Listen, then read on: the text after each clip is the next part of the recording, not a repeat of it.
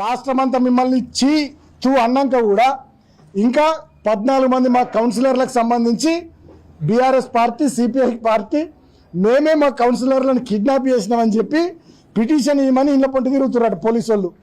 ఇక మీకు ఎందుకయ్యా ఆ కాకి యూనిఫామ్ పోలీసు వాళ్ళు? ఆ కాంగ్రెస్ బట్టలు కాంగ్రెస్ కండువాలు వేసుకొని తిరిగారు ఆవురి. ఏమైనా బుద్ధి ఉందా? మీరేం పని చేస్తున్నారు? ప్రజలకు నమ్మకం విశ్వాసం ఉంటుందా వ్యవస్థ మీద?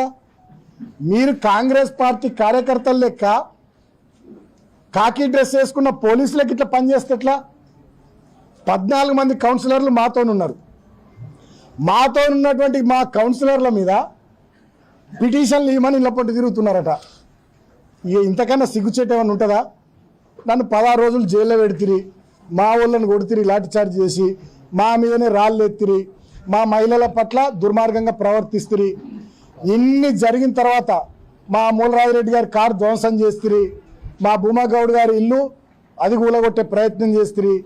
గిన్ని చేసిన తర్వాత ఇప్పటికి కూడా మా 14 మంది కౌన్సిలర్లు ఏకతాటి మీద ఉన్నారు. మీరిచ్చే బ్లాంక్ చెక్కులు, మీరిచ్చే కోట్లాది రూపాయల ఆఫర్లు తిరస్కరించి ఒక్కతాటి మీద ఉంటే ఇప్పటికి కూడా వాళ్ళని కిడ్నాప్ మేము చేసినట్టు ఏమైనా పిటిషన్లు ఇవ్వరని తిరుక్కుంటూ మళ్ళీ దాంట్లో కూడా ఎఫ్ఐఆర్లు చేస్తారట. వాళ్ళ అధికార కాంగ్రెస్ పార్టీ వాళ్ళ అధికారంలో ఉన్నారు, ఏం చేసినా చెల్తుంది అనేటటువంటి భ్రమలలో వాళ్ళు ఉన్నారు. వాళ్ళ చేతిలో మీరు పావులుగా మారి పోలీసులు మరి మీ స్థాయిని దిగజార్చుకొని పోలీస్ వ్యవస్థను భ్రష్టు పట్టిస్తూ పోలీసులు అంటే ప్రజలు అసహించుకునే కాడికి తీసుకొస్తున్నారు.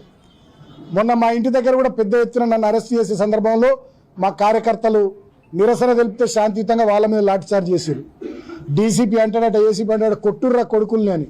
సరే కొట్టిర్రు, ఓకే మంచిది, ఓకే మీ టైం కొట్టిరు కదా, సరే మంచిది సంతోషం.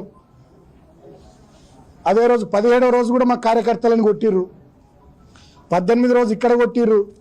తర్వాత నన్ను హాస్పిటల్ నుండి టెస్టులు చేయించి కోర్టుకు తీసుకుపోయే క్రమంలో మా కార్యకర్తలు అక్కడ నన్ను చూస్తానికి వస్తే అక్కడ లాఠీచార్జ్ చేసి రైబీ చౌరస్తాలో కోర్టు దగ్గర కూడా అత్యుత్సాహంతో నన్ను జైలుకు తీసుకొని పోయేటప్పుడు అప్పుడు కూడా మా కార్యకర్తల మీద లాఠీచార్జ్ చేసిర్రు. సరే ఓకే సంతోషం, బాగా కొట్టిర్రు, బాగా కొడుతుర్రు, బాగా ఇబ్బందులు పెడుతుర్రు మమ్మల్ని. సరే I love you Vivek, I love you, I love you Vivek, చాలా ఇబ్బంది పెడుతున్నావు, సంతోషం, ఓకే నో ప్రాబ్లం. సరే కానీ ఏదేమైనా అంతిమంగా ఒక మాట మాత్రం నేను తెలియజేస్తూ ఉన్నా, ఏది వట్టిగా పోదు, అన్ని ప్రజలు గమనిస్తూ ఉన్నారు. ఇవాళ మేమేందో మీరేందో ప్రజల ముందే అన్ని ప్రజాక్షేత్రంలో ఉన్నాయి.